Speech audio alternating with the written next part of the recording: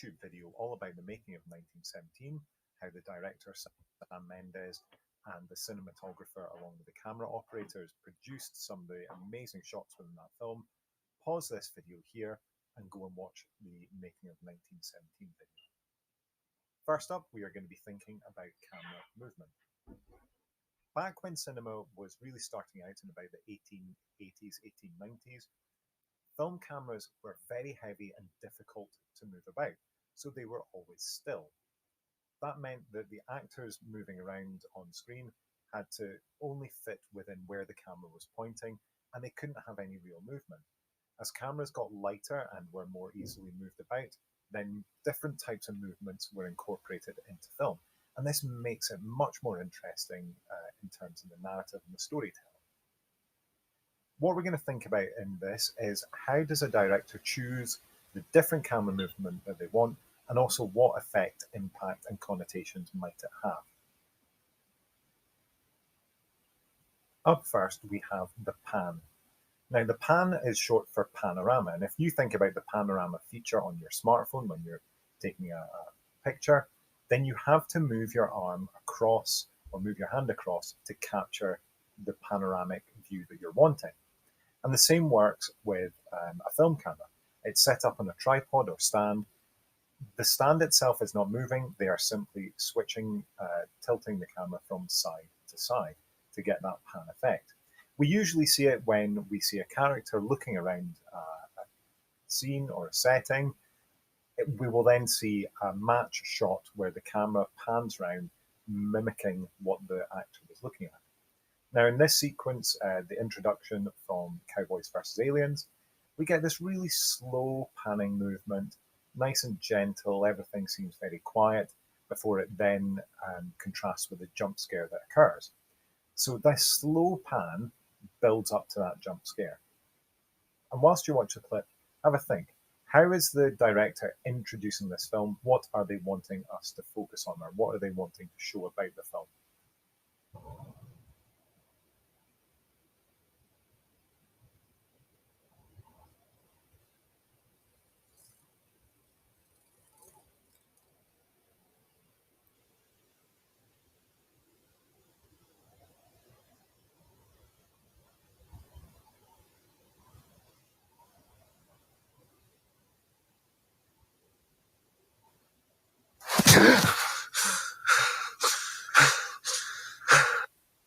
So there, nice slow build up towards the jump scare, setting the tone that there might be some horror elements within the film. But we can see the setting and the fact that this character appears to be completely all alone and isolated because it panned round showing just landscape. It also gives us an indication into the genre of the film. Okay, it's called Cowboys vs. Aliens, so we'd expect cowboys in the Wild West to feature, and that is included within the setting. Similar to the panning shot is the tilt shot. The pan shot moves left to right, right to left on a horizontal axis. The tilt shot moves vertically, so up and down or down to up. Now, reason why you would use this is to try and show, again, what a character is looking at from the top to the bottom, not just from side to side. Again, we'll see eyeline matches, so if a character, we view them looking up, it'll then cut to show the camera looking up as well, and we get this tilt shot.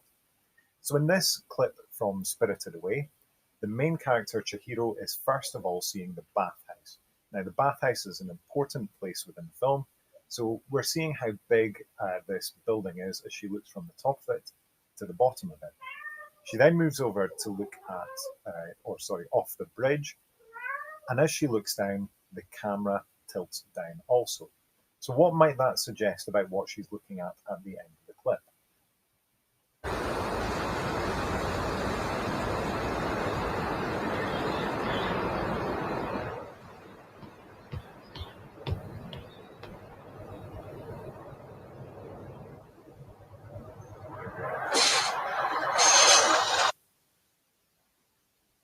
The director ends the shot looking at the train. Now, the train is an important plot device later on in the film. It is how Chihiro manages to escape. So by her looking down at it, the audience's attention is drawn towards it, and we know that it is something important. Next, we have a tracking or dolly shot. To create this shot, the director and the cinematographers have to set up a rail system, so tracks like a train would run on, except that instead of a train, you have the camera with wheels attached to it. Now, this track means that as you move the camera along it, you can match the speed at which somebody is moving. You can move it as slowly or quickly as you want it. In this sequence, we have a really smooth, steady shot following the character as they walk through the garage. Now, this slow, steady, calm, quiet shot then contrasts later on. So what could be happening in the film later on, directly after it, that could contrast with this? Hey, there you are. She's down there. Plain Jane boring, just like you asked for, but I dropped in 300 horses on the inside. She is gonna fly. Look like a zombie, kid. You getting any sleep? I can offer you some Benzedrine, Dexedrine, caffeine, nicotine. Oh, you don't smoke. That's right. Better off. There she is. Chevy Impala, most popular car in the state of California. No one will be looking at you.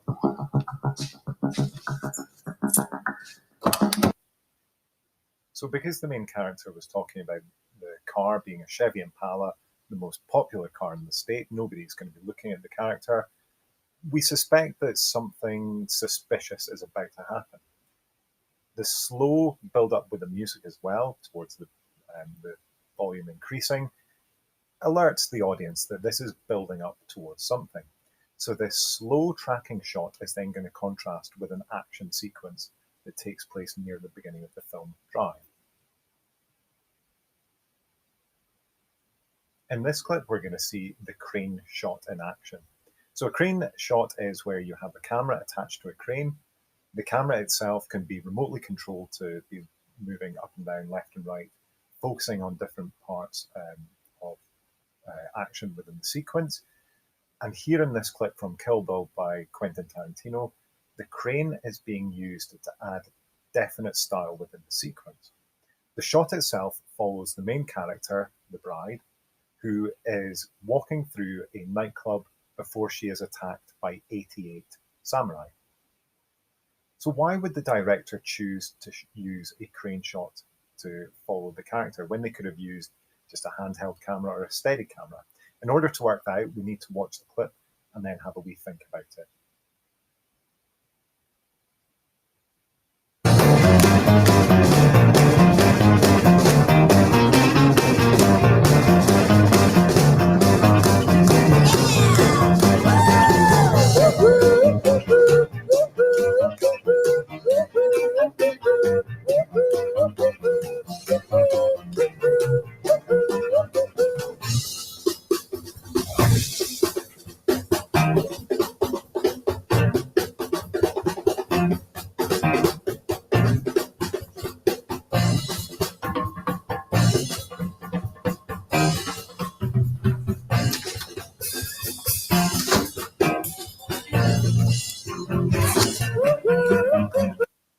So the camera on a crane has managed to follow the bride as she walks all the way through from the central part of the nightclub through to the changing rooms and back. She walks past the kitchen, and as it does, the camera has moved up to look down on her. And by looking down on her, we get the idea and the connotations that the bride at this point feels quite isolated and trapped. More about camera angles in just a minute. In terms of the style that it adds, it's a very neat way of allowing the director to follow all the action taking place. We can see the dancers in the background, we can see even the chefs and the cooks within the kitchen before it finally ends there in the changing rooms. Moving on, we are now going to think about how the director can use two different types of cameras operated by a camera person to create different effects. And this is a handheld camera versus a steady camera. So a handheld camera is exactly that. If you imagine using your camera and running or walking, it produces a very realistic looking shot. We see these in documentaries, but we also see them in films where they want the sequence or the shot to look as realistic and as much like real life as possible. Other films like Cloverfield and the Blair Witch Project will use handheld cameras all the way through to try and make it seem like this is a real event taking place. Now, this is compared to a Steadicam, which, if you were to even run with a Steadicam, it produces a smooth, clear shot. You might have seen these at sporting events with the camera attached to the camera person running up and down the side of the pitch as they are following the action. Now, we're going to look at how these can be used to create different effects and what the benefits of each are. So first up is the Steadicam. So the Steadicam, again, if you've watched the clip from 1917, you'll have seen a camera attached to the camera person so that when they run, it produces a smooth, clear shot. A director can use it to follow action for quite a long time as well, although a lot of rehearsals need to go into it. For the upcoming sequence we're going to see from Hannah, the director and the actors had to spend about a week rehearsing exactly where they were going to be and move around during this sequence. Because as we'll see, there are no cuts happening within it. It had to be filmed at a specific time of day so that the sun was at the right level, and you'll see that when the main character walks out of the bus station. And so a lot of planning and prep has gone into it, and it gives a really stylish flair to this sequence. But why do you think they wanted to film a fight sequence with this type of camera as opposed to a handheld one?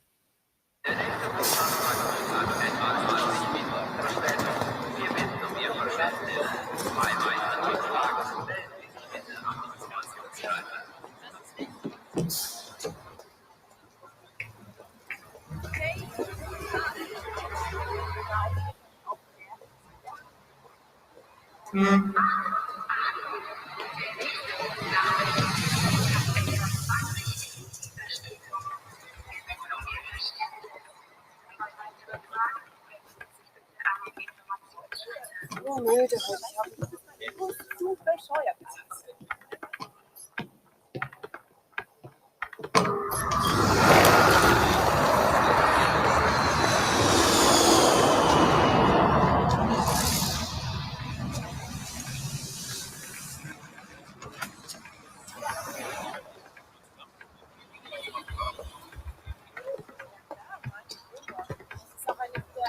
Es ist auch eine Kälte heute.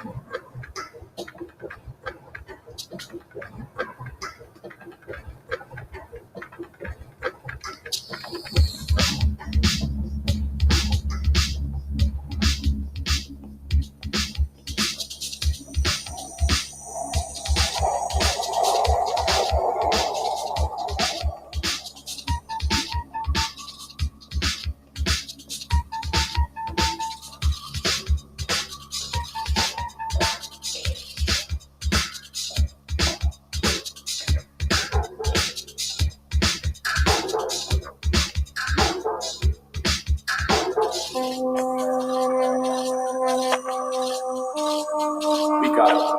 Picking up now.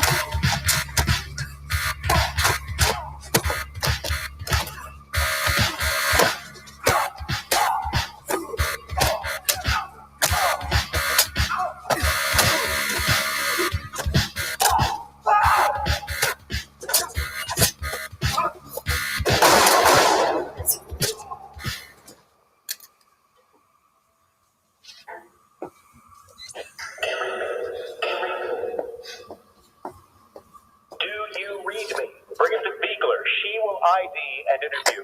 Is that what she said? Orders confirmed with her 2 minutes ago. Larissa. Damn it.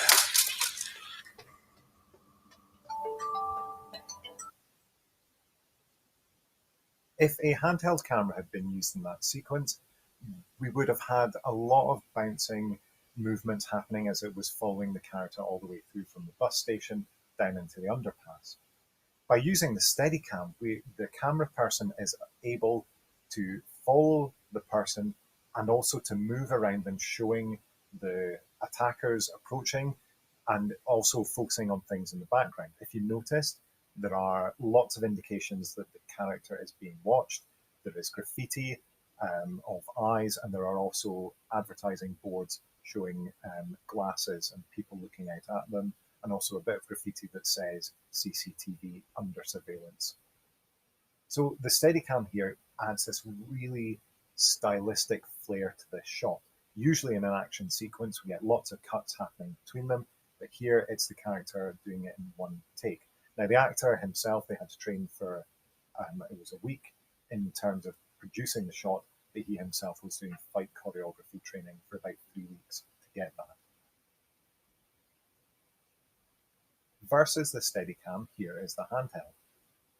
It's going to give us a lot more realistic look as the camera bounces up and down as the camera person operating it is walking along. Now the director here, Christopher Nolan from the film Inception, is wanting this to look as much like real life as possible. So then what happens at the end of the clip is all the more surprising. Got the basic layout. Bookstore, cafe, almost everything else is here too. Who are the people? Projections of my subconscious. Yours? Yes. Remember, you are the dreamer. You build this world. I am the subject. My mind populates it. You can literally talk to my subconscious. That's one of the ways we extract information from the subject. How else do you do it? By creating something secure like a bank vault or a jail, the mind automatically fills it with information it's trying to protect. Understand?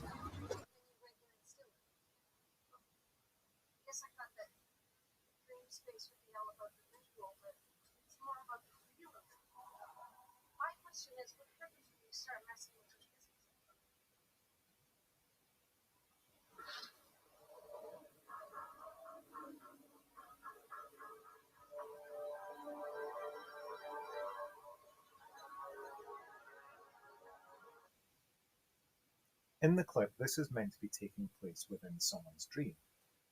In order to convey that the dream is so realistic, the handheld camera is used and sort of looking like we are right there beside the two main characters, as sort of it's bouncing up and down like we are walking beside them.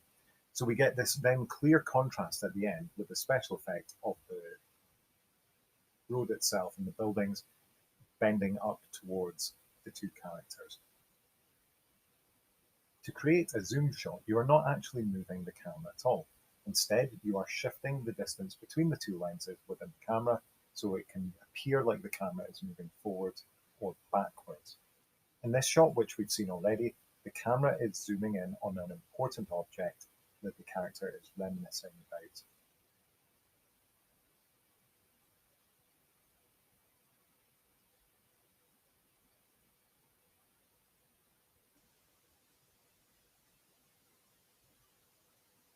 So within the shot, as it zooms in, it shows the focus is on the two central characters with the possibility that one of them has passed away.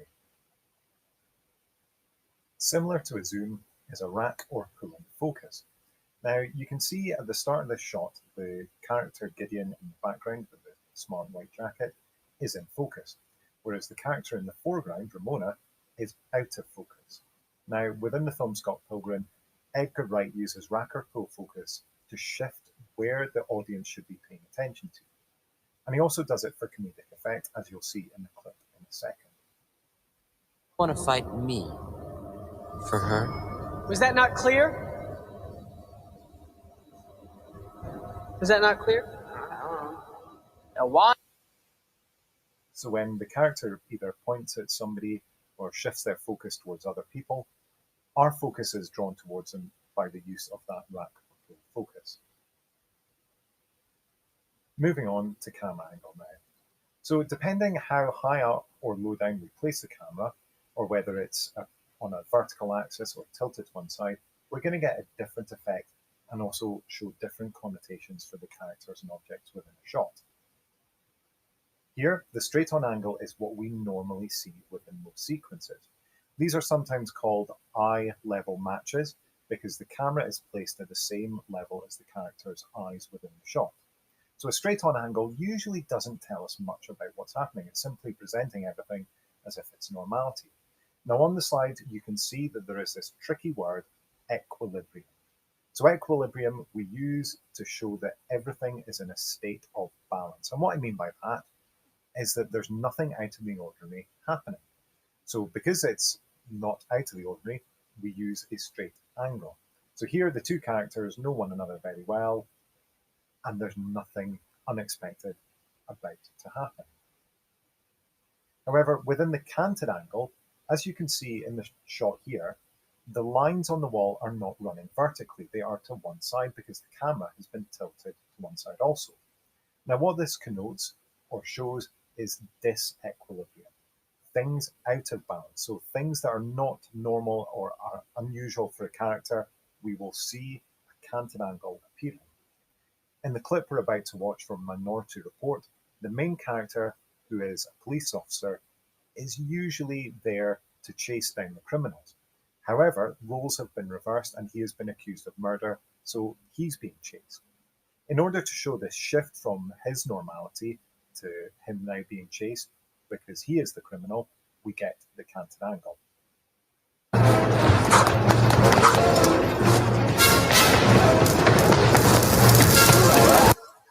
And remember the connotations there. If a hero is wearing black, it shows that they're strong and powerful.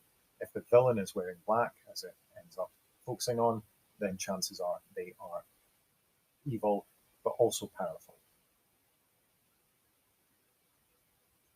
So instead of tilting the camera to one side, like in a canted angle, you can place the camera high up to produce a high angle shot. Similar to what we saw with the crane shot from Kill Bill, if the camera is high up, the people below that we're viewing appear smaller. So the connotations of this is that they are powerless and weaker or possibly trapped. For a low angle, the camera's been placed low down. Now here, the camera operator and director Orson Welles have actually had to cut out part of the flooring to get such a low angle shot. The effect is that when the camera is pointed up at the person it's focusing on, they are going to look incredibly big, strong, and powerful. And this is how they used to do old monster movie type shots, such as in old Godzilla films, to make the monster look even bigger, even though it's just a person in a suit. In this clip, the high and low angle has been used to show the shifts of power within the sequence. Here, the main character and protagonist, Scott Pilgrim, is approaching Gideon. We had seen him earlier, he's wearing the white suit jacket, because Gideon has literally stolen Scott's girlfriend, and Scott wants to free her. So what I want you to think about in this clip is, how can we tell which character is more powerful during the sequence? Because it does shift. Scott Pilgrim! Hey! Buddy, welcome to the Chaos Theater! Somebody get this man a drink, Coke Zero, right?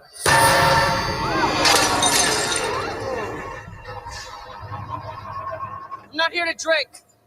Whoa. Well, I've got no beef with you. Well, what if I have a beef? With you? Are you still mad about the whole thing with the guild? You mean the League? The guild, league, whatever. It's ancient history. I'll show you how ancient of history it is. Wait. There's no use crying over spilled Coke, buddy. The lady made her choice, and we're all just gonna have to move on. Well, I ain't moving, buddy. So the high angle shot there at the end shows that at this point, Scott Pilgrim faces a big struggle in order to defeat Gideon. Because he's viewed from a high angle, Scott looks weak and powerless. Yet you'll notice that when he flipped over the drinks tray, he was shot from a low angle, because that was a point where he was powerful. Although I don't really condone the action that he did. Mise en scène. So first of all, what's this French term doing in an English classroom, eh? Remember back at the start I said that the French developed a lot of the critical terms that we use within media studies. So mise en scène literally translates to what is in the scene. Now, we can think about the shot distance, we can think about the movement and the angles, but also we can think about if we pause the film and we look at exactly what has gone into producing that shot, anything that we can pick out, such as the objects or props, the positioning of where actors are, makeup, costumes, special effects, anything like that we can include within mise en scène. So the term mise en scène covers lots and lots of different things. Now, each one of these aspects, if we can pick it out and we can explain why it's been included within the shot, it has a denotation and a connotation. Let's have a look at the aspects of mise en scène. To begin with, the setting. Now, the set designers will put a lot of effort into making the set look as much like as where the director wants this sequence to be placed. Here, it's on a spaceship, so the set has to reflect a futuristic look, and we can see that from the computer screens and also the objects that have gone into the background. There's lots of silvers and whites which have connotations of futuristic look, and that really fits well with a film that is set in the future. For the characters' costumes, we can tell that each one of them is wearing a uniform so that they're all part of the same organization. And also they've used different colors of uniform and costume to indicate the status and importance of characters within it. So the captain, who is wearing black, is in charge, and black has connotations of power. We can also see that the captain's hand is bandaged up, so that might indicate that he's willing to use violence or has injured himself in some way. In terms of the lighting, we've got high key lighting because we've got lots of bright lights illuminating all of the shot, and we can see everything within it. So we know that nothing is going to be hiding in the shadows. For the makeup, we can pick out any types of makeup, such as just normal makeup to cover up a blemish or the fact that a character is wanting to look as attractive as possible, or we can think about special effects makeup. And I would say that in media studies, you're usually focusing on the special effects makeup. For instance, here you can see the line is pointed towards the pointy ear of Spock to show that he is an alien. And there is also special effects makeup on the captain to show that he has a black eye.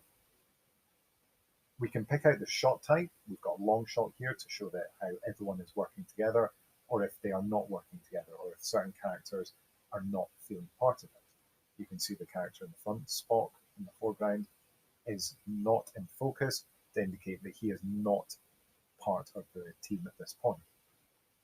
The props are any objects that are used within a sequence. So an object is just something in the background. A prop is used by a character within it, so it has some form of significance. And lastly, we'll think about the expressions. We can see one character deep in thought there in the background, and so we can tell that he's really going over the plan that's being explained by the captain at this point. Now, for mise en scène, all those other aspects that we looked at, it's quite difficult to go through and give specific examples that would cover everything that you're going to see. For instance, an object used in some way in one film might be completely different if it was used in another film. But lighting doesn't usually change. Now here you can see in the diagram that there is a character and they are shot with 3 different types of lighting with the camera in front of them. So key lighting and fill lighting are used. If they are put onto a character, you will not see any shadows on them. So everything will be bright and illuminated and we can see clearly what's happening. However, if you took away the fill light and key light with only the backlight, then that character would be in silhouette. So you'd create quite a dramatic shot, and it would have connotations of a character being mysterious and dark, possibly evil. So for just now, we're just going to think about high and low key lighting. And dead easy way to remember is high lighting just simply means bright, low key lighting means shadowy. So if it's high key lighting, we're going to get a sense of connotation that everything is normal. You can see that in the shot from Paris Opera Blues. Everything is normal. We can see that nothing is lurking or hidden in the background. In the shot below from Touch of Evil, we've got low key lighting with just one light used. This kick light has produced this really cool effect of the silhouettes or shadows, of the 2 characters in the background and the shadows falling across the character in the front. we get a sense of unease and possibly that something shady and evil is going on.